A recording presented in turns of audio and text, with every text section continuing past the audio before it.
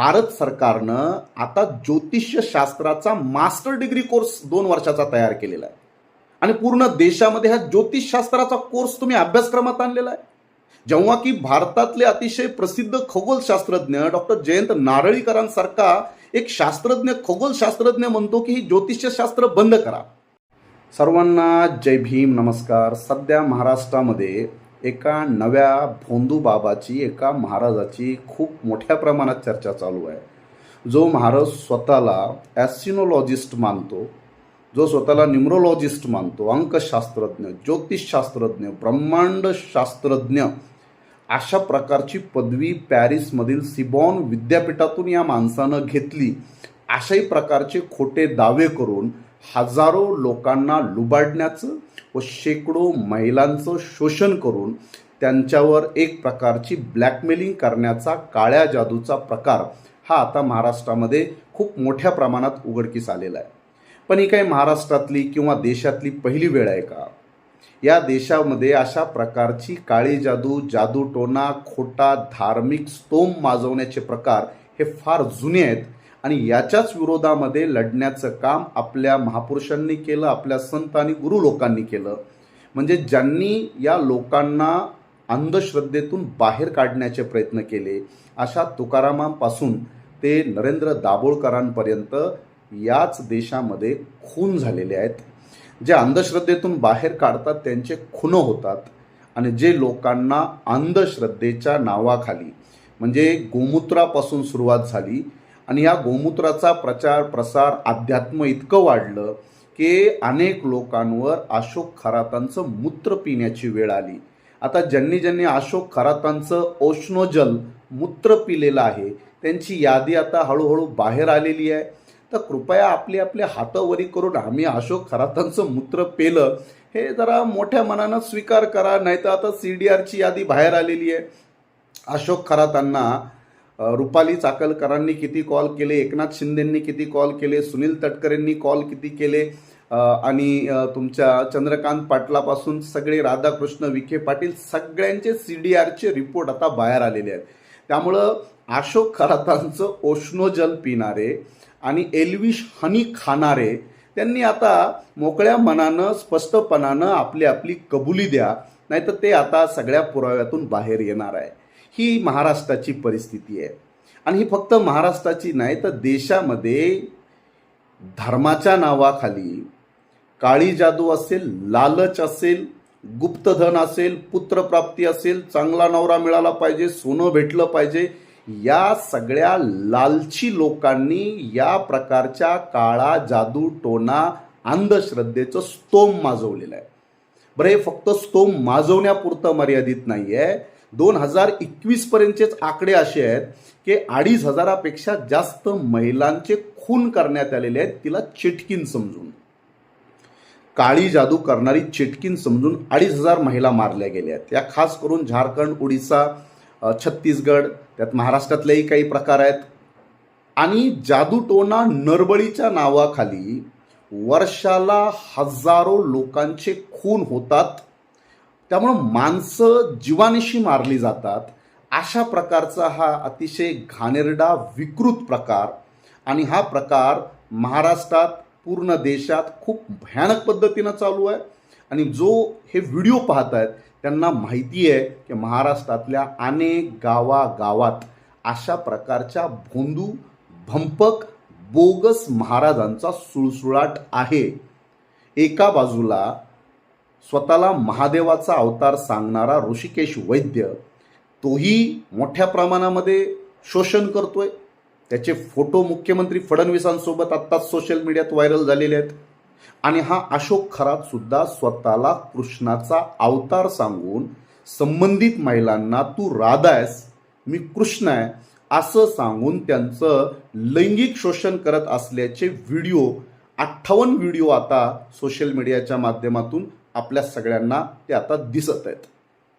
मला हेच आपल्या सगळ्यांना म्हणायचं आहे की या देशामधली जी व्यवस्था आहे, जी धर्माची व्यवस्था आहे, जी लोकांना श्रद्धेच्या नावाखाली आंधळं बनवत आहे, लालची बनवत आहे, भित्र बनवत आहे, या व्यवस्थेला आव्हान करण्याचं काम, या व्यवस्थेला बदलण्याचंच काम राष्ट्रनिर्माते डॉक्टर बाबासाहेब आंबेडकरांनी संविधानाच्या माध्यमातून केलेला आहे.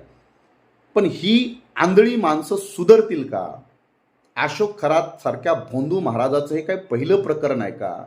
याआधी महाराष्ट्रात मांढरा देवीमध्ये जी आंधळ्या भक्तांच्या चेंगराचिंगरीमध्ये 350 पेक्षा जास्त लोक चिंगरून मेली, त्यानंतर महाराष्ट्रातल्या अंधश्रद्धा बाळगणाऱ्यांची डोळे उघडली का?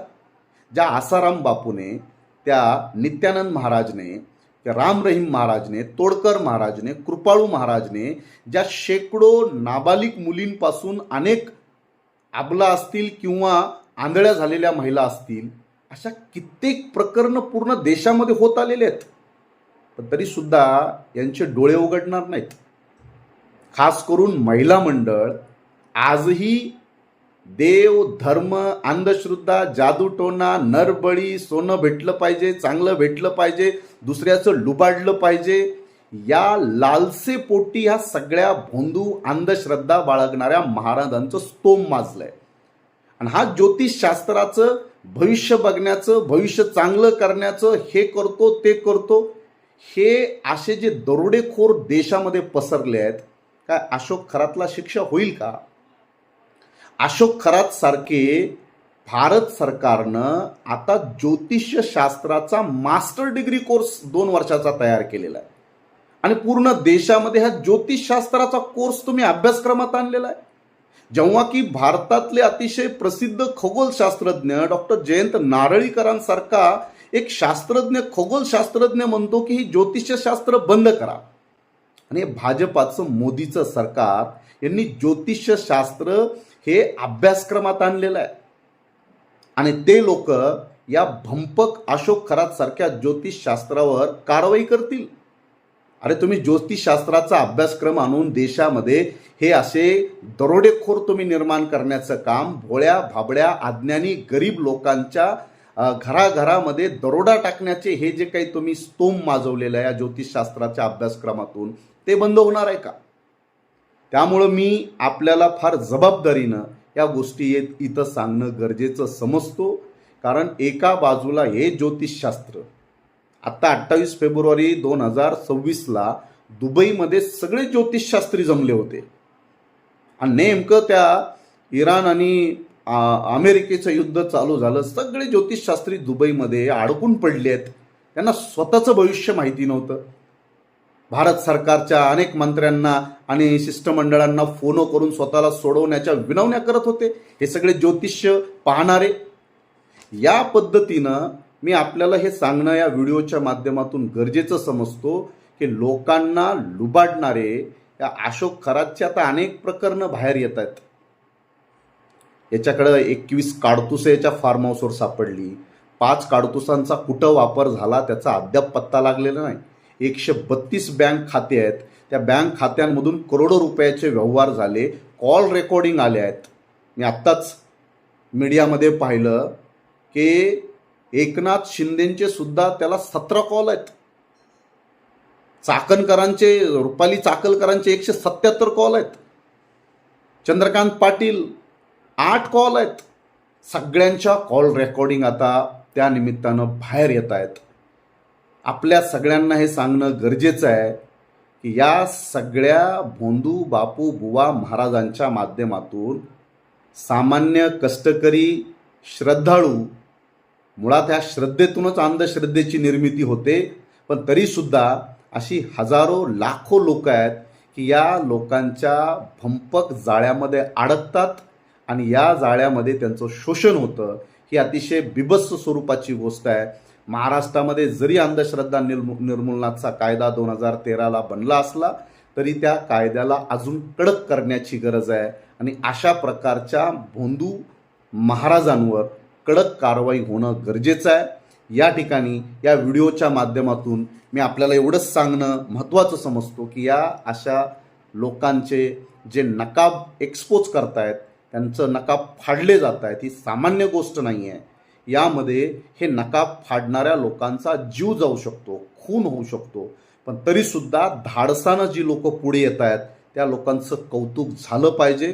त्यांना आपण सगळ्यांनी पाठिंबा दिला पाहिजे. या प्रकरणात मी एवढंच या ठिकाणी नमूद करतो की याच्यातले जे मोठे मासे आहेत ते लवकरच गळाला लागतील. त्यामुळं कुठल्या तरी एका महिलेच्या डोक्यावर नारळ फोडून तुम्ही अशोक खरातच्या प्रकरणाला असं दडपू शकत नाहीत. त्यातल्या सगळ्या बदमाशांना लवकरच पकडलं पाहिजे आणि त्यांच्यावर कठोर शिक्षा झाली पाहिजे, हेच या निमित्ताने या व्हिडिओच्या माध्यमातून सांगणं गरजेचं समजतो. जय भीम, जय संविधान.